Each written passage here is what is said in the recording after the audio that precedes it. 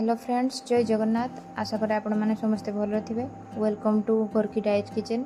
आज आम बनवा एक healthy tasty high protein recipe jar ना है सोया पनीर चिली।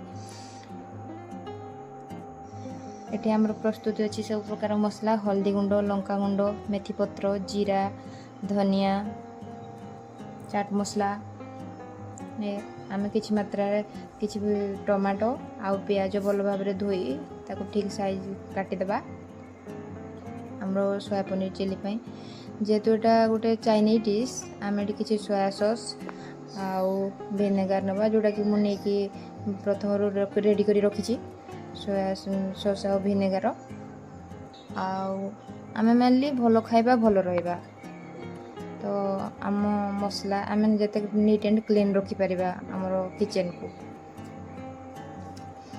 एठी सोया बड़ी को भिजे रखिथिबा सोया बड़ी को अल्प तेल रे किछि समय पई लाल हवा पई छाडी देबा। आउ गार्निश पई किछि कॉर्नफ्लोर आ बेसन नैछि बाजार रो किछि पनीर आनी ताको हल्का तेल रे लाली हवा पई 5 ରୁ 7 मिनिट पर्यंत भाजी देबा।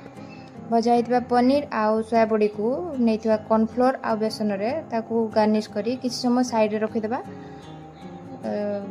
किसी 5 ରୁ 7 मिनिट आम साइड रे रखिदेबा। गरम सेपट गरम कड़ाई रे तेल पकई काटी पियाज आउ टमाटो को किसी समय आम भाजवा 5 ରୁ 7 मिनिट भाजवा ताको आउ सोया सॉस ऐड करी ताको पियाज आउ टमाटो रे भल भाव रे गोले देबा। किसी समय ताको भल भाव रे गोलेबा। टमाटो को सिझिबा पर्यंत आम वेट करबा। टमाटो सिझी आसलानी एपट आम नैथिबा पनीर आउ सोया बड़ी को गार्निश करी रखिथिबा पनीर गुड़ से साइड रखिथिबा पनीर आउ सोया बड़ी को गरम कड़ाई रे पके देई ताको भल भाव रे गुलेबा। किसी समय आम ताको कुक करबा।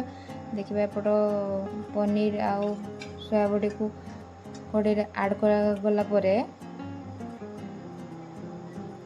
किसी समय कुक करने को छाड़ी देबा सिझिबा पर्यंत। एबे बहुत कम तेल रे तैयारी होची डिशटी। इस समय आम कुक करबा ताको सिझी गई आसलानी अल्प समय भितर प्रस्तुत हो आमर डिश सोया पनीर चिली। एबे प्रस्तुत हो गला आमर सोया पनीर चिली। गरम गरम आम या रुटी सहित खाई परिबा। जदि आपण मानकू ये डिशटी पसंद आछि दया करी लाइक करिवे, सब्सक्राइब करिवे। जय जगन्नाथ।